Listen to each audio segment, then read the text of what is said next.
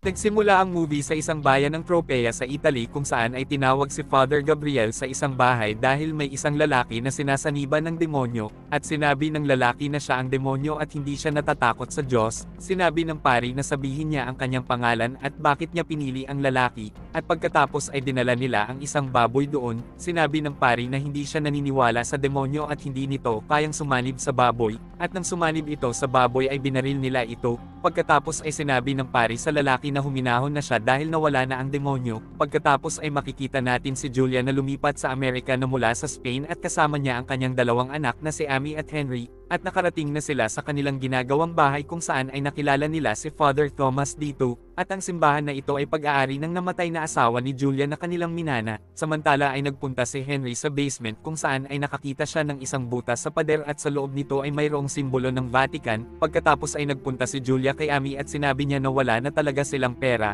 at pagkatapos ma-renovate ng simbahan ay ibebenta nila ito at babalik na sila ulit ng Amerika.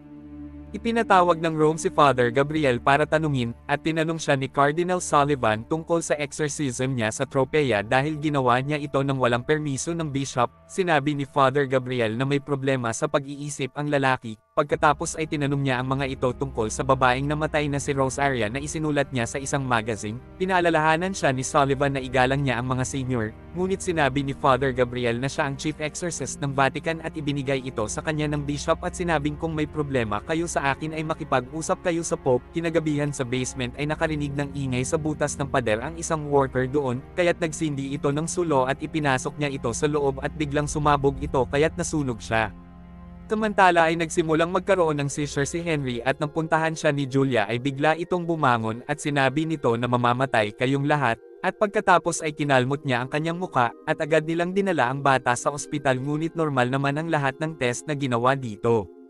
Kinagabihan ay nagpatay-sindi ang mga ilaw sa bahay at biglang bumangon si Henry kaya't pinuntahan siya ni Julia. Nagpunta naman si Amy sa basement upang sindihan ang mga ilaw. Biglang hinawakan ni Henry ang dibdib ni Julia at sinabi nito na nagugutom ako kaya't padedeyan mo na ako, at pagkatapos ay ipinakita nito ang nakasulat na hate sa kanyang tiyan. Humingi sila ng tulong kay Father Thomas ngunit inihagis ng bata si Father at sinabi nito na maling pari ang kanilang kinuha. Samantala ay nakipagkita si Father Gabriel kay Pope at sinabi nito na hindi naniniwala si Cardinal Sullivan at ang henerasyon ngayon kay Satanas, at sinabi nito ang kaso ni Henry na kailangan niyang lutisin. Nagpunta si Father Gabriel sa Spain kung saan ay nakilala niya doon si Father Thomas. Pagkatapos ay nagpunta na siya sa kwarto ni Henry at sinubukan niyang makipag-usap dito ngunit hindi siya sinasagot ng bata, at nang dasalan niya ito ay dumilat na ang mga mata ng bata at sinabing walang silbi ang mga dasal mo dito. Pagkatapos ay ipinakita ni Father Gabriel ang Benedictine medal at dahil dito ay nabunyag na ang mga mata ng demonyo. Sinabi ng pari na kung sino ba siya at bakit si Henry lang ang pinili niya. Sinabi ng demonyo na ikaw ang aking kinatatakutan at gusto kong sirain ang inosenteng batang ito, ngunit mas gusto kong sirain ang paring katulad mo. At alam niya ang lahat ng tungkol kay Father. Sinabi ng pari na sabihin mo ang pangalan mo, ngunit sinabi ng Diablo na hindi ako tanga na papasok sa isang baboy. Pagkatapos ay ipinakita niya ang isang flashback kung saan ay pinagpapatay ang lahat ng mga kasamahan ni Father Gabriel noong World War II, at sa halip na lumaban ay nagpatay-patayan na lang siya na parang isang duwag.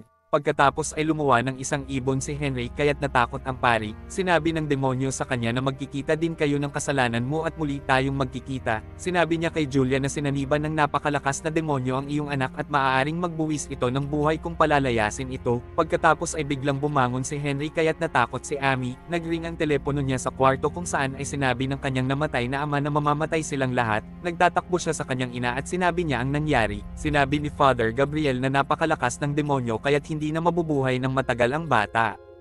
At upang mapalayas ang demonyo ay kailangan nilang malaman ang pangalan nito at ito lang ang tanging paraan upang mailigtas ang bata. Pagkatapos ay nagpunta na sila kay Henry kung saan ay ginugulo nito si Father Gabriel sa pamamagitan ng pagpapaalala sa kanya ng mga nangyari sa digmaan, ngunit hindi siya pinansin ni Father at sinabi niya na magsimula ng manalangin si Father Thomas at nag-exorcism na siya. Natakot si Father Thomas at biglang namatay ang mga ilaw. Nagsindi si Father Gabriel ng lighter at biglang nagpakita si Rosaria sa kanyang harapan at sinabi nito na hinahanap na siya ng kanyang kasalanan. Sinabi ni Father na pinatawad na ang kanyang mga kasalanan, ngunit sinabi ng babae na hindi mo kayang patawarin ang iyong sarili dahil hinayaan mo akong mamatay, hindi mo ako pinaniwalaan kaya't ngayon ay nasa impyerno na ako, at pagkatapos ay bumagsak na ito sa kama at biglang bumangon si Henry at sinabing nag-enjoy ka ba? Pagkatapos ay ibinunyag niya ang kasalanan ni Father Thomas tungkol kay Adela at kung gaano siya nirerespeto ng pamilya nito ngunit ginalaw niya ang babae.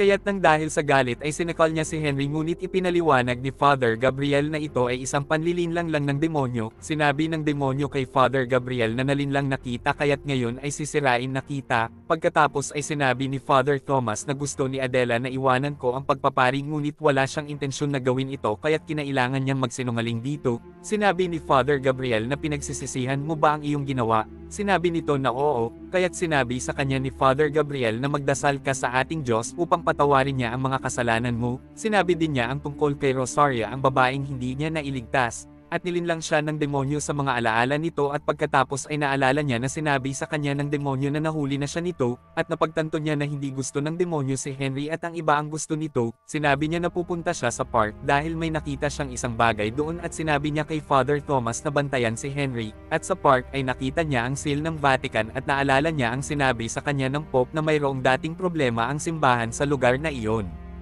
Samantala ay bumaligtad na ang krus sa kwarto ni Julia at makikitang may kamay na umaakap kay Julia sa kama, at hinila siya nito paloob ng kama. Samantala nang papalapit na si Father Thomas kay Henry ay bigla siya nitong kinagat sa tenga, pagkatapos ay biglang may humagis kay Amy kaya't pagbagsak ay agad itong nagtatakbo sa kanyang closet. Nakakita si Father Gabriel ng isang balon sa ilalim ng Vatican seal at nang hagisan niya ito ng nag-aapoy na papel ay bigla itong sumabog, at pagbalik nila ay nakita nilang nagsisisigaw sila Julia at Amy sa kanilang mga kwarto. Sinabi ni Father Gabriel na sa pangalan ng Diyos ay lumayas ka sa katawan ni Amy kaya't napalayas niya ang demonyo.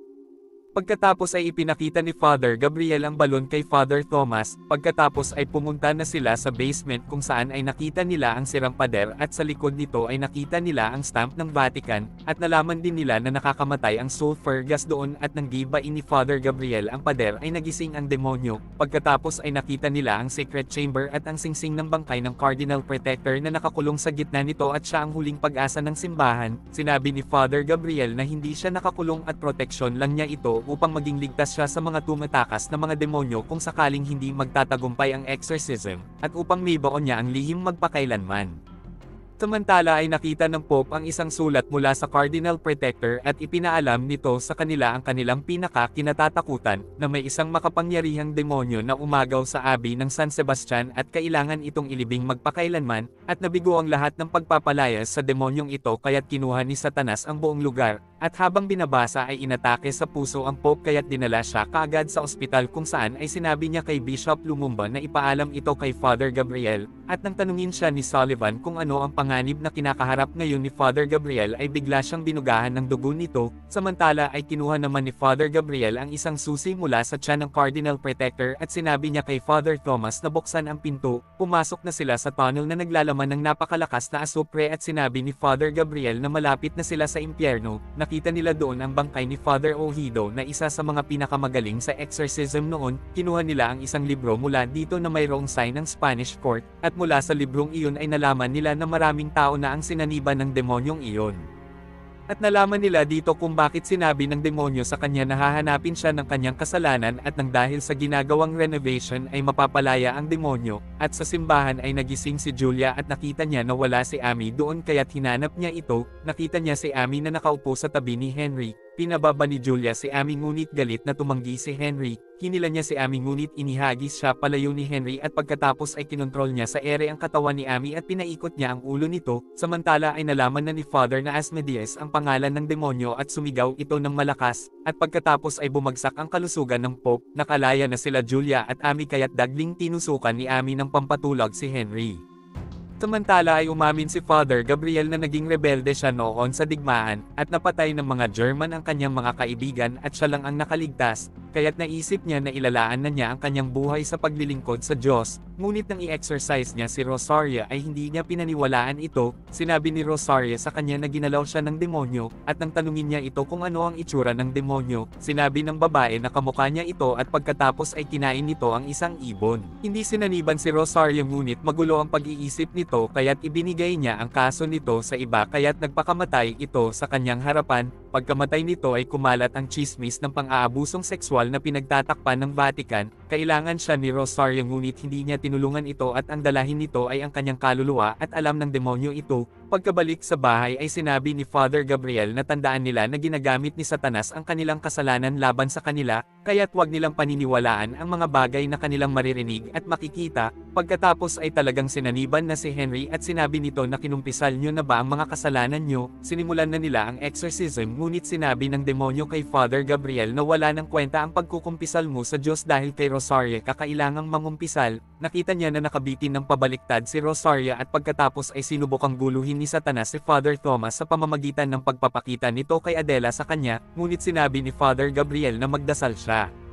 Pagkatapos ay sinabi na ni Father ang pangalan ng demonyo at sinabi niya na umalis na ito sa bata at tinulungan din siya ni Father Thomas. At pagkatapos ay nagdasal na sila ng sabay-sabay kung saan ay nanghina na ang dyablo at pagkatapos magsisigaw ng napakalakas ay bumagsak na ito. Humingi ng tulong si Henry kay Julia kaya't sinabi ni Father Gabriel na patuloy lang makipag-usap si Julia kay Henry dahil kailangan nito ang kanyang pagmamahal. Pagkatapos ay nakita nila ang God is not here na nakaukit sa tiyan ni Henry at nakita nila na sinaniban na din si Amy at pagkatapos ay gumapang na ito sa pader. Tumalon ito kay Julia at nang tulungan siya ni Father Thomas ay ibinitin siya ng dyablo sa pamamagitan ng kanyang istola. Sinabi ni Father Gabriel sa demonyo na sakin ka lang may galit kaya't paalisin mo na sila. Sumang-ayon si Father Gabriel na maging alipin siya nito kaya't sumanib na sa kanya ang dyablo at pinakawalan na nito ang lahat, kaya't inilayo kaagad sila ni Father Thomas at pinaalis. Samantala ay patuloy pa ding nakikipaglaban si Father Gabriel sa demonyo at sinabi niya hindi mo ako mauutusan, at pagkatapos ay nagbigti na siya ngunit pinigilan siya ng demonyo at iniligtas. Nagpunta siya sa catacomb upang masunog niya ang demonyo kasama siya, ngunit bago niya magawa ito ay biglang nagpakita sa kanya si Mama Mary, ngunit bigla itong naging isang demonyo at inatake siya nito at naging si Rosaria. Pagkatapos ay dumating si Father Thomas at nakita niya na nakaupo si Father Gabriel sa trono. Sinabi ng demonyo na wala na ang kanyang kaibigan kaya't umalis na siya doon. Sinabi ni Father Thomas na labanan ni Father Gabriel ang demonyo kaya't nagalit ito. Hindi sumuko si Father Thomas kaya't naalala ni Father Gabriel kung sino talaga siya, kaya't nanghina ang demonyo sa pagsanib kay Father Gabriel ngunit pinalutang siya nito. Nagsimulang magdasal si Father Thomas at inutusan niyang umalis ito sa katawan ni Father Gabriel, at sumigaw ng napakalakas ang demonyo bago umalis sa katawan ng pari. Pagkatapos ay lumabas ang demonyo na naging si Rosaria at inihagis nito palayo si Father Thomas. Biglang lumabas si Adela at inatake siya nito, ngunit inilagay niya ang sacred locket sa noo ng demonyo kaya't biglang sumabog ito. Pagkatapos ay ibinigay niya ang krusipiho kay Father Gabriel kaya't tumilapon palayo si Rosaria. Ginawa na nila ang huling ritual at binigkas ang mga panalangin. At dahil dito ay tuluyan ng nakulong ang dyablo sa impyerno. Pagkaraan ng ilang araw ay isinama ni Father Gabriel si Father Thomas kay Pope kung saan ay pinuri sila nito sa kanilang ginawa. Sinabi din nito na wala na si Cardinal Sullivan at si Bishop Lumumba na ang bagong cardinal. Sinabi nito na binili na ng Vatican ang simbahan mula sa Vasquez family at ganap ng pinabanal ito. Bumalik na ng ligtas ang pamilya sa Amerika at mabuti na ang kalagayan ng bata ngayon. Natalo na nila si Asmodeus ngunit marami pa ding mga demonyo ang mga naiwan, at malapit na nilang mahanap ang 199 na mga ito sa mundo.